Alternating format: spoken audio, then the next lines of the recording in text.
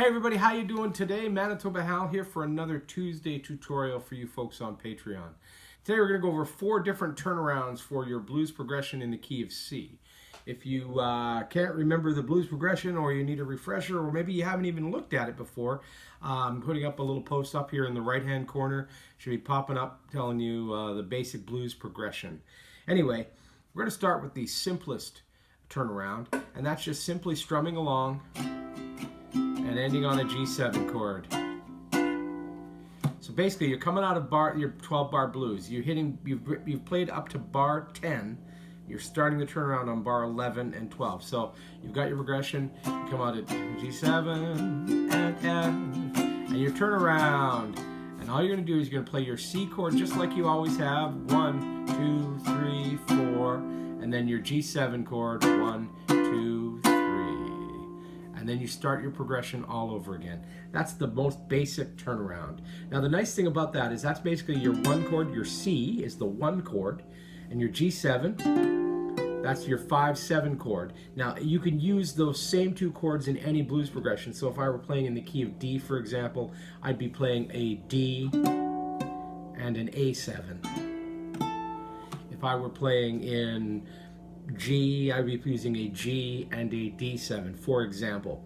So that's a neat thing to remember, is that pattern repeats itself over and over again. That's turnaround number 1.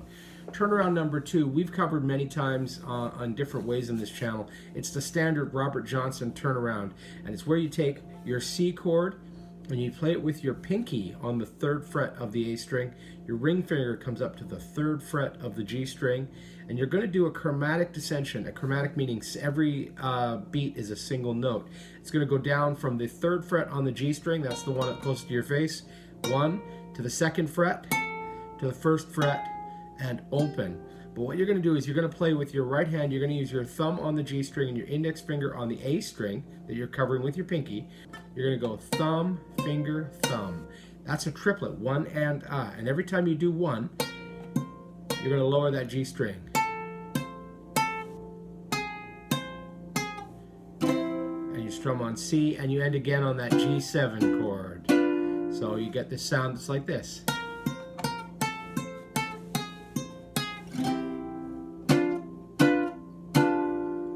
One more time, thumb, finger, thumb, 1 and a, 2 and a, 3 and a, 4. So what I'm doing is every time I hit that, the G string is going down 1 note. My pinky is staying there on that string. And the last is I'm just strumming the chord open. So that's the 2nd turnaround. The 3rd turnaround is this really quite interesting. It uses a 4-fingered C, which is kind of a misnomer because it's really only 3 fingers, but I'm covering all the strings. So I've got my partial bar on the 3rd fret covering my A and my E string, and then I bring my middle finger up to the 4th fret on the C string, my ring finger up to the 5th fret on the G string, pardon me. Now that is a C chord. It's a full position C chord. And what we're going to do is we're going to do a little run on the back. This is the most complicated one we're going to work on today. I don't know why I'm putting it here instead of last, but I'm putting it here. So you're going to do this thing where you're going, so you got that same triplet, but what you're going to do is you're going to pluck the G string, the C string, and the A string. Just like that, 1 and a. Then you're going to do it again, but this time, instead of you covering the 4th fret with your middle finger, you're going to put your pinky down on the 5th fret, so you get this climb up where it goes.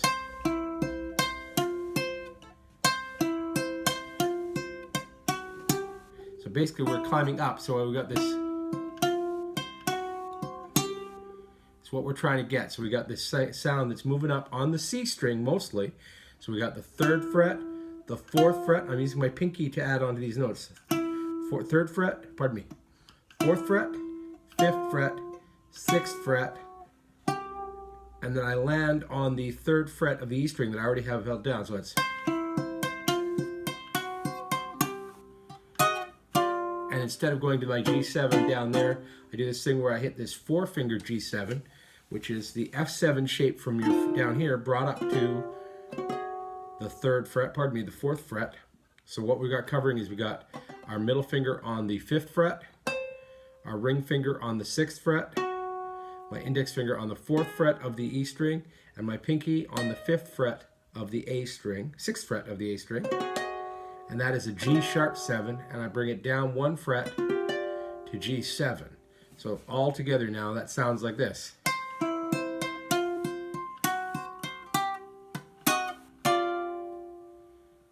So once again, I'm doing this roll where I'm going thumb, and all I'm ignoring is the E string. I'm not covering that at all. So it's just an arpeggio through the. And each time I do a new one, the pinky moves down, covering the next fret up. So 4th, 5th, 6th, and I finally grab the 3rd fret on the E string. So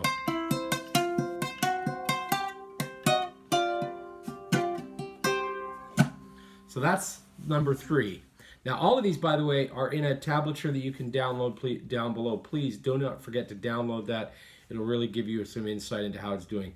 Now the last one is actually a really simple variation that I think you're going to like. If you're having trouble getting some of these other fingerings going on, you're going to enjoy this one. You're going to use your index finger again to cover the 3rd fret on the E and A strings. And all you're going to do is you're going to use your pinky and your other fingers to do a climb down from the 6th on the E string, 6th fret on the E string, to the 5th fret on the E string, to the 4th fret on the E string, to the 3rd. So you get this, and you're going to do a back and forth. So you got 1, you're doing that same triplet move, right? 1 and a 2 and a 3 and a 4. And your G7 chord again. You can do it up here with this one, the shape I'm using, or down here. So you get this.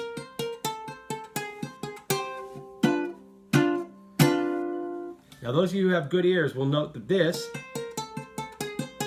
is the same as, so it really is, it's whatever you prefer. The thing to remember about all of these is once you get the basic form is they can be used in any key. The challenge is just how you move them around. Now what I mean by that is if I'm playing that second turnaround, this one here, but I'm not playing in C, I'm playing in the key of D, what I need to do is I need to take that one there and slide it up to the 5th fret. So I'm starting with my pinky on the 5th fret, and then I've got this run right here. And that's basically running from the 5th to the 4th to the 3rd to the 2nd. Now I can't do an open strum of a chord because that's not a D chord. But if I drop my finger down, I can do a bar. Or I can just grab the notes individually. But that's how to do that in D. And the same works if I want to do it in E. I just move it up to the 7th fret. And so on. So that's the first one. You move it around by just your starting point moving up. The same happens on this lovely... If I want to do that in D, I start with a D shape, which is basically taking that same shape that I'm using, bring it up to the 5th fret. Do the same thing. And that's in D. So I can move that up to E if I want as well.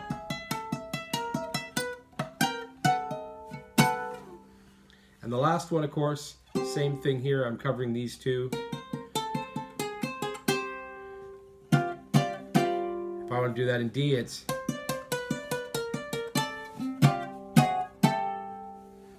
So there you have it. 4 different turnarounds for the key of C that you can throw into your blues and you can use to spice up your progressions. You can do these by mixing these into a song as well. You know, you got your one, hey, baby, don't you want to go? I said, hey, don't you want to go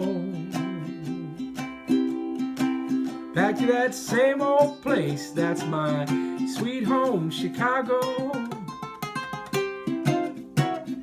Yes, I might take a boat or might take a train, but if I have to walk, I'm gonna get there just the same. I said, hey, don't you wanna go back to that same old place? That's my sweet home, Chicago. I said, now, 1 and 1 is 2, 2 and 2 is 4. Watch out there, honey child, booked, I got to go. I said, hey, don't you want to go Back to that same old place, that's my sweet home, Chicago.